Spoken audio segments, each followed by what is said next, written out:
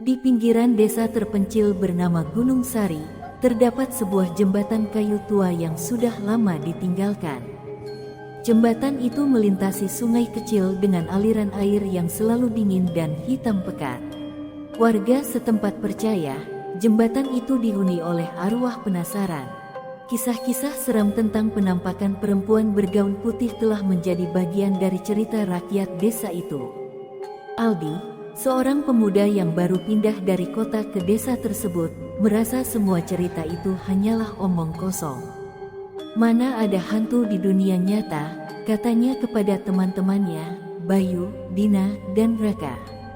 Mereka sering berkumpul di warung kopi dekat rumahnya, berbagi cerita horor lokal yang membuat Aldi merasa penasaran sekaligus skeptis.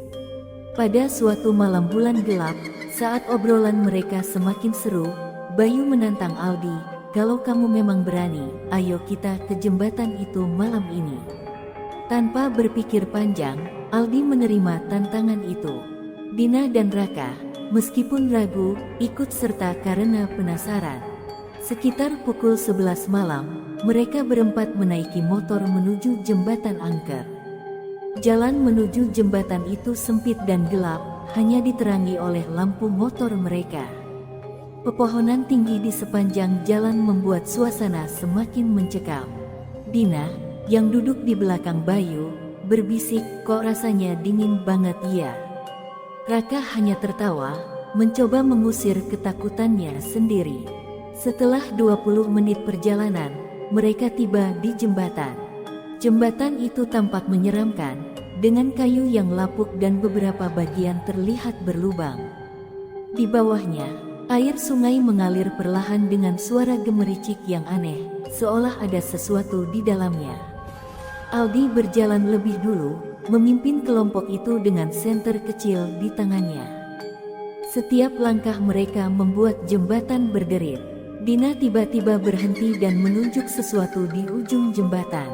"Lihat, ada orang di sana," katanya dengan suara gemetar. Mereka semua menatap ke arah yang ditunjuk Dina, namun tidak ada apa-apa. Aldi menenangkan mereka, "Kalian terlalu takut. Mungkin itu cuma bayangan pohon." Mereka melanjutkan perjalanan, meskipun rasa takut mulai merambat di hati masing-masing. Saat mereka sampai di tengah jembatan, suara ketukan terdengar dari bawah. Tok, tok, tok, seperti ada yang memukul kayu dari bawah permukaan jembatan. Aldi mencoba melihat ke bawah dengan senternya, tetapi hanya kegelapan yang terlihat. "Sudah, ayo balik saja," kata Dina, hampir menangis. Namun Aldi tidak menyerah. Ia melangkah lebih jauh, mendekati ujung jembatan. Saat itulah, kabut tipis mulai muncul, menutupi sebagian pandangan mereka. Di tengah kabut itu, mereka melihat sosok perempuan berdiri membelakangi mereka. Rambutnya panjang terurai, dan gaun putihnya terlihat lusuh. Perempuan itu berdiri diam, tidak bergerak sama sekali. "Aldi, kita harus pergi sekarang," bisik Raka, menarik lengan Aldi. Namun, Aldi seperti terpaku, matanya tidak bisa lepas dari sosok itu. "Siapa kamu?" teriak Aldi dengan nada menantang. Perlahan, perempuan itu berbalik. Wajahnya pucat dengan mata kosong yang memancarkan kegelapan. Bibirnya bergerak, mengeluarkan suara lirih namun mengerikan, "Kembalikan.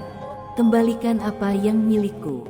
Teman-temannya langsung lari tanpa menoleh ke belakang, meninggalkan Aldi sendirian. Aldi yang akhirnya sadar akan situasi itu, segera berlari menyusul mereka. Saat ia berlari, suara tangisan perempuan itu semakin keras, seolah-olah mengejarnya. Ketika mereka akhirnya sampai di ujung jembatan, motor mereka tidak mau menyala. Bayu berusaha menyalakan motornya, sementara Dina menangis ketakutan. Raka terus berteriak, "Cepat!" Dia semakin dekat. Akhirnya, motor menyala, dan mereka pergi dengan kecepatan penuh. Dalam perjalanan, Aldi sesekali melihat bayangan perempuan itu di spion, berdiri di tengah jalan, semakin jauh namun tetap mengawasi. Mereka, keesokan harinya, Mereka mendatangi seorang tetua desa untuk menceritakan kejadian itu. Tetua itu menghela napas panjang dan mulai bercerita. Dulu, ada seorang perempuan bernama Ayu yang tinggal di desa ini. Ia akan menikah, tetapi calon suaminya meninggal dalam kecelakaan di jembatan itu. Ayu begitu terpukul hingga ia bunuh diri di sana. Sejak saat itu, arwahnya tidak pernah pergi mencari orang yang bisa mengembalikan kebahagiaannya. Setelah kejadian itu, Aldi dan teman-temannya tidak pernah lagi mendekati jembatan angker itu. Bahkan di siang hari, jembatan itu tetap berdiri, menjadi saksi bisu dari tragedi dan misteri yang tidak pernah terpecahkan. Bagi warga desa, kisah tentang Ayu tetap hidup, mengingatkan mereka untuk tidak bermain-main dengan dunia yang tidak kasat mata.